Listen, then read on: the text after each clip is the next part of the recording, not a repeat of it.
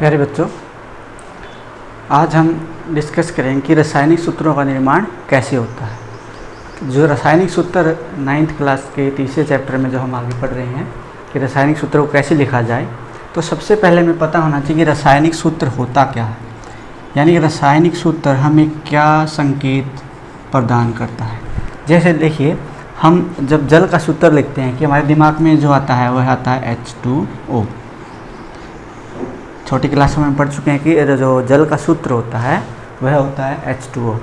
अब ये जो रासायनिक सूत्र है वो हमें क्या प्रदान कर रहा है, ये हमें बता रहा है कि जो जल का एक अणु है उसके अंदर हाइड्रोजन और ऑक्सीजन दो प्रकार के परमाणु हैं, और यानी कि ये क्या हुआ, एक यौगिक हुआ जिसमें दो या दो से अधिक प्रकार के परमाणु होते हैं, उनको हम क्या बोलते हैं, यौगिक बोलते हैं।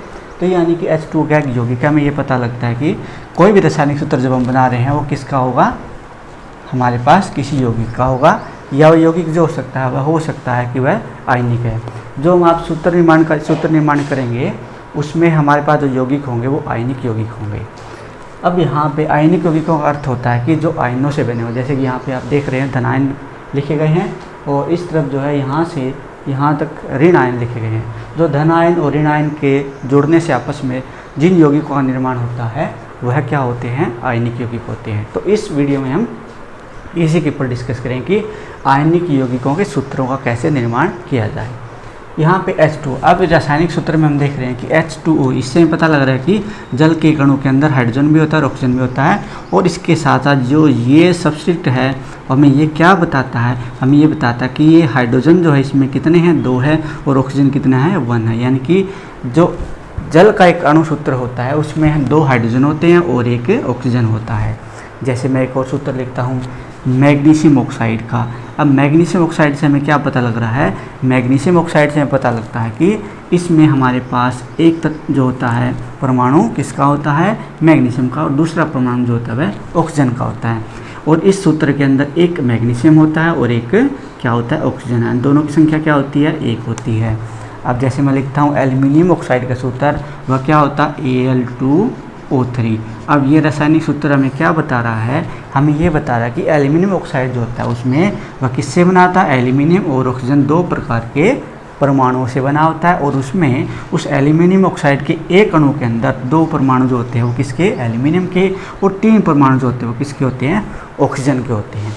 तो इस तरह से मैं रासायनिक सूत्र में इन संकेतों से, अपने संकेतों से बताता है कि इसके अंदर वह किन परमाणुओं से निर्मित हुआ है और उसमें उन परमाणुओं की संख्या कितनी है, उन परमाणुओं की संख्या का अनुपात कितना है। इस तरह से हमें पता लगता है कि रासायनिक सूत्र हमें क्या संकेत करता है। अब हम डिस्कस करेंगे रासायनिक सूत्र को कैसे लिखा जाए।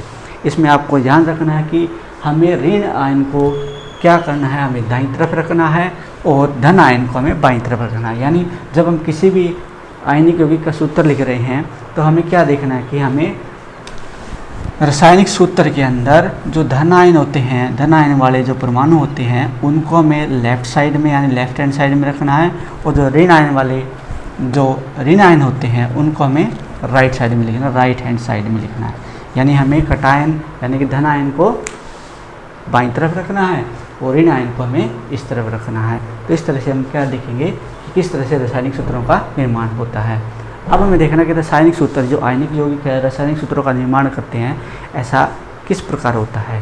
तो हम क्या देखते हैं कि जब रासायनिक सूत्रों का निर्माण जब करते हैं तो क्या करते हैं, ये एक दूसरे के आवेश को बैलेंस करते हैं। यानी कि ये एक दूसरे के आवेशों को क्या करते हैं, बैलेंस यानी कि संतुलित करते हैं, ताकि वह उन संख्या में जुड़ जाते हैं जो जिसकी वजह से उनके ऊपर जो चार्ज होता है, उनके ऊपर जो आवेश होता है वह ख़त्म हो जाता है। यानी कि जैसे देखिए यहाँ पे हम एग्जांपल लेते हैं सोडियम का। सोडियम के पास कितना धन आयन है यहाँ पे, और इसके ऊपर चार्ज कितना है, +1 चार्ज है। यानी कि सोडियम आयन जो है उसके ऊपर चार्ज कितना है, +1 चार्ज है। और यह जब क्लोरीन के साथ, जब क्लोराइड आयन के साथ जब सूत्र का निर्माण करता है तब क्या हुआ, यहाँ पे एक धन आवेश है और यहाँ पे ऋण आवेश है, दोनों को एक दूसरे को बैलेंस किया तो कुल चार्ज जो है क्या हुआ, ख़त्म हो जाता है। यानी अब हम क्या देखते हैं कि कोई भी जो आयनिक यौगिक का निर्माण जब हो रहा है वह क्या कर रहे हैं, एक दूसरे के आवेशों को समाप्त कर रहे हैं। तो इस तरह से हम क्या करते हैं, रासायनिक सूत्रों के निर्माण के बारे में हम डिस्कस करेंगे। अभी हम क्या डिस्कस कर रहे थे कि धन आयन और ऋण आयन आपस में मिलेंगे, क्योंकि धन के पास कौन सा आवेश है, प्लस आवेश है, और ऋण आयन के पास कौन सा आवेश है, माइनस आवेश है, और एक दूसरे को क्या करेंगे, वो संतुलित करेंगे। और इस तरह से उन जो संख्या हम यहाँ पे लिखते हैं वो इस तरह से होती है ताकि उनका जो आवेश है टोटल क्या हो जाए, समाप्त हो जाए। तो इस तरह से हम क्या करेंगे, डिस्कस करेंगे कि रासायनिक सूत्र का निर्माण किस प्रकार होता है। तो अभी हम डिस्कस करेंगे सोडियम क्लोराइड के सूत्र का। देखिए जैसे हमें पता लग रहा है इसमें कौन सा आयन है, सोडियम आयन होगा और एक होगा क्लोराइड आयन। तो यहाँ पे हमारे पास सोडियम आयन का सूत्र क्या है, Na पॉजिटिव। तो सबसे पहले हमें इन आयनों को लिखना है Na positive plus Cl chloride. जो क्लोराइड आयन कहाँ पे, यहाँ पे हमारे पास ये है क्लोराइड आयन Cl नेगेटिव, यानी कि एक नेगेटिव चार्ज इसके ऊपर, तो हमारे पास क्या होगा, सोडियम क्लोराइड। अब देखिए यहाँ पे एक आवेश प्लस का है और एक आवेश माइनस का है, दोनों ने एक दूसरे को संतुलित किया, तो हमारे पास सूत्र का निर्माण होता है NaCl। ये हुआ हमारे पास सोडियम क्लोराइड। इसी प्रकार जैसे मान लीजिए हम डिस्कस कर रहे हैं पोटेशियम ब्रोमाइड का। अब इसमें क्या देखते हैं, पोटेशियम ब्रोमाइड। अब पोटेशियम ब्रोमाइड देखिए, पोटेशियम को देखिए एक बार, धन आयन में पोटेशियम हमारे पास यहाँ पे है, इसके ऊपर चार्ज है K पॉजिटिव, और ब्रोमाइड पे चार्ज है Br माइनस। ठीक है, अब हमारे पास क्या आता है, अब यहाँ पे प्लस एक है, यहाँ पे माइनस एक दूसरे को क्या कर दे, संतुलित किया, और सूत्र का निर्माण हुआ KBr, यानी कि हमारे पास पोटेशियम ब्रोमाइड का सूत्र होगा वह होगा KBr। यानी कि इस तरह से हम क्या देखते हैं कि एक दूसरे के आवेश को ये संतुलित करते हैं। अब हम एक और एग्जांपल लेते हैं यहाँ पे,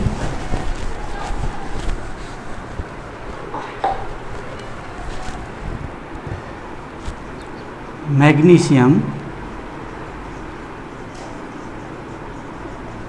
ऑक्साइड। मैग्नीशियम के ऊपर आवेश होता है, यहाँ पे मैग्नीशियम देखिए, यहाँ पे +2 आवेश है, और ऑक्साइड जो होता है O2 माइनस, यानी कि O के ऊपर -2 चार्ज है। अब हम क्या देखते हैं यहाँ पे मैग्नीशियम के ऊपर जो है +2 आवेश है, यहाँ पे ऑक्सीजन के ऊपर -2 आवेश है, एक दूसरे को क्या कर सकते हैं, संतुलित कर सकते हैं, और हमारे पास सूत्र आता है MgO, यानी हमारे पास सूत्र हुआ MgO। तो सबसे पहले हमें क्या करना होता है कि अगर यहाँ पे हमारे पास आवेश जो संख्या है आवेश की, अगर उनमें कुछ कॉमन आता है तो उनको आप डिलीट करती हैं, जैसे कि 2 से डिवाइड दोनों हो सकते हैं, तो यानी 1 1 हो सकते हैं, यानी कि तो अब हमारे पास सूत्र होगा MgO। अब क्या होता है कि जब भी हम सूत्र का निर्माण करते हैं तो हमें ये ध्यान रखना है आप कि यहाँ पे इसका आवेश इसके नीचे जाना चाहिए, और हमें उसके ऊपर आवेश को प्लस माइनस शो नहीं करना है, और यानी कि ऑक्सीजन के नीचे 1 आएगा और इसका जो आवेश है उसके इधर जाना चाहिए, Mg के नीचे 1 आएगा। लेकिन हम यहाँ पे एक आवेश को लिखते नहीं है, तो इसलिए हम लिखते हैं यहाँ पे MgO। इस तरीके से भी हम सूत्र का निर्माण करते हैं कि आवेश को एक दूसरे के नीचे लिख सकते हैं। इस प्रकार भी सूत्र का निर्माण होता है, जैसे कि आगे के एग्जाम्पल में हम करना सीखेंगे। जैसे मान लीजिए अब हम सूत्र करते हैं मैग्नीशियम ब्रोमाइड का। इसमें आप सीखेंगे कि किस तरह से हम, अगर आवेश समान न हो तब किस तरह से सूत्र का निर्माण होता है। मैग्नीशियम ब्रोमाइड, तो जो मैग्नीशियम है उसका सूत्र है Mg2 पॉजिटिव, हमारे पास यहाँ पे मैग्नीशियम, और ब्रोमीन जो है उसके ऊपर, ब्रोमाइड जो होता है उसके ऊपर Br नेगेटिव हम ब्रोमाइड बोलते हैं।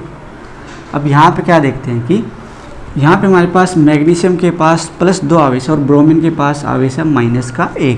तो किस तरह संतुलित किया जाए कि ये दोनों एक दूसरे के आवेश को संतुलित कर सके। तब हम क्या देखते हैं कि अगर मैग्नीशियम मैं यहाँ पे 1 रखता हूँ लेकिन ब्रोमीन की संख्या 2 कर देता हूँ, तो क्या होगा, ये एक दूसरे के आवेशों को संतुलित कर सकते हैं। यानी मैग्नीशियम यहाँ पे +2 हो गया, और ब्रोमीन को अगर मैं यहाँ पे Br2, तब क्या होगा, इनके ऊपर 1 माइनस है तो 2 माइनस हो जाएगा, 2 के पास 2 माइनस, तो हमारे पास सूत्र होगा इस तरह से MgBr2। अब इसी सूत्र को लिखने का जो दूसरा तरीका है जिसको हम बार बार रिपीट करेंगे, वह क्या तरीका होता है कि मैग्नीशियम को आप इस तरफ रखिए और ब्रोमीन को यहाँ पे इनके आवेश को लिखिए, और यहाँ पे आवेश 1 है। अब क्या करना होता है, इसके आवेश को इसके नीचे लिख देना चाहिए, इसके आवेश को इसके नीचे लिख देना चाहिए।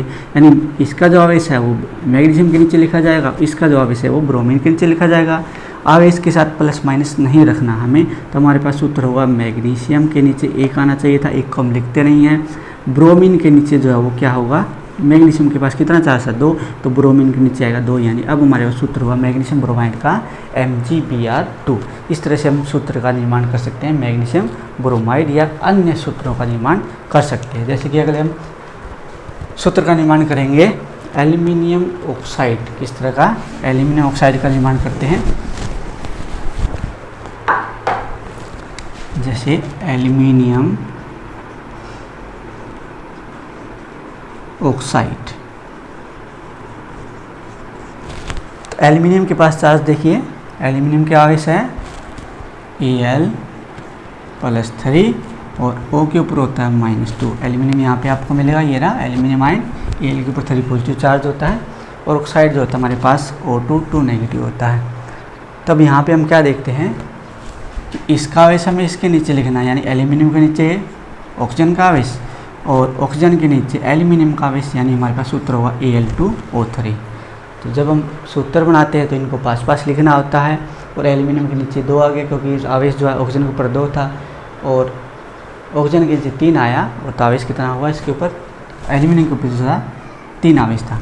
अब इनको ध्यान से देखिए, अगर यहाँ पे एल्यूमिनियम को आवेश को टोटल गणना करते हैं 2 की तो +6 होते हैं, और यहाँ पे अगर 2 और 3 और -2 की मल्टीप्लाई करते हैं तब क्या होता है -6 होता है। यानी एक दूसरे को ये बैलेंस कर रहे हैं, तो यानी उस संख्या के अंदर एक दूसरे के साथ जुड़ते हैं, जिससे कि उनका जो आवेश है एक दूसरे की वजह से संतुलित हो जाए। अब हम बढ़ते हैं थोड़ा सा आगे की तरफ। यहाँ पे कुछ आपको देखना है, जैसे कि यहाँ पे Hg जो है, अगर उसके ऊपर +1 चार्ज है तब हम उसको मर्क्यूरस बोलते हैं।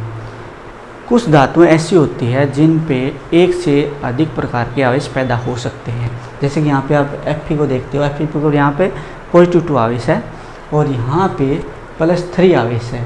तो यहाँ पे अगर +2 आवेश है तब उसको हम फेरस का नाम देते हैं, जब उसके ऊपर +3 आवेश होता है तब हम उसको बोलते हैं फेरिक। यानी कि अगर हम बात करें, जब फेरस हमसे पूछा जाता है तब हम आवेश कितना लेना है, Fe2 पॉजिटिव रखना है। अब जब हमें फेरिक बोला जाता है तो हमें Fe3 पॉजिटिव रखना है। अब जैसे कि सूत्र लिखते हैं फेरस सल्फेट। अगर हमसे पूछा जाए कि फेरस सल्फेट का सूत्र क्या होगा, फेरस ऑक्साइड का देखिए, फेरस सल्फाइड का, चलो फेरस सल्फाइड का, तब हमारे पास क्या आता है, Fe के ऊपर चार्ज होता है +2 और सल्फाइड के ऊपर -2। एक दूसरे को बैलेंस कर सकते हैं, हमारे पास सूत्र होगा FeS। ठीक है, या उस तरीके से अगर बनाना चाहें तो हमारे पास क्या होगा, यहाँ पे पहले इनके आवेश को संतुलित कीजिए, यहाँ पे 1 1 हुआ और इसके आवेश को इसके नीचे लिखना है, Fe के नीचे 1 आएगा, इसके नीचे 1 आएगा, क्योंकि दोनों का आवेश सेम है। तो इस तरह से हमारे पास सूत्र का निर्माण होता है FeS। तो इस तरह से हमारे पास ये हुआ फेरस सल्फाइड। अगर मैं यहाँ पे फेरस सल्फाइड की जगह अगर फेरिक सल्फाइड करता हूँ, यहाँ पे मैं करता हूँ मान लीजिए फेरिक सल्फाइड, तो हमारे पास सूत्र का निर्माण किस तरह से होगा, फेरिक सल्फाइड। तो फेरिक सल्फाइड यानी कि यहाँ पर देखिए फेरस जो शब्द है वह Fe2 पॉजिटिव, लेकिन फेरिक जो होता है वो Fe3 पॉजिटिव। तो यहाँ पे होगा Fe3 पॉजिटिव और सल्फाइड के ऊपर -2 चार्ज। तो हमारे पास क्या निकल के आता है, Fe2S3। तो ये हमारे पास हुआ फेरिक सल्फाइड। किस तरह से निर्माण हुआ कि Fe जो होता है, Fe के ऊपर +3 आवेश, S के ऊपर -2 आवेश, इसके आवेश को इसके नीचे लिखना है, इसके आवेश को इसके नीचे लिखना, यानी कि इसको यहाँ पे 3 लिखना है, यहाँ पे 2 लिखना है। तो हमारे पास आ गया Fe2S3। ये हुआ हमारे पास सूत्र Fe2S3। तो इस तरीके से हम निर्माण कर सकते हैं रासायनिक सूत्रों का। अब कुछ और सूत्र हम लिखने का प्रयास करते हैं। ये जो सूत्र हम कर रहे हैं वह है उन आयनों के हैं जो मोनोएटॉमिक आयन है। यानी मोनोएटॉमिक अर्थ होता है कि उन आयन के अंदर परमाणु की संख्या एक ही है। उसके बाद जो नेक्स्ट वीडियो होगा हमारा, उसमें हम पढ़ेंगे बहुपरमाणु जो आयन होते हैं उनके रासायनिक सूत्रों का निर्माण कैसे होता है। इसमें पहले हम डिस्कस करें, जैसे कि कुछ सूत्र हम पहले लिख लेते हैं। Calcium chloride magnesium nitride,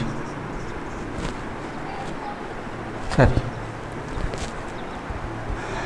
zinc sulphide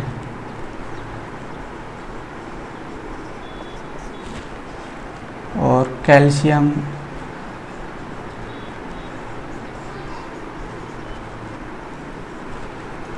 phosphide,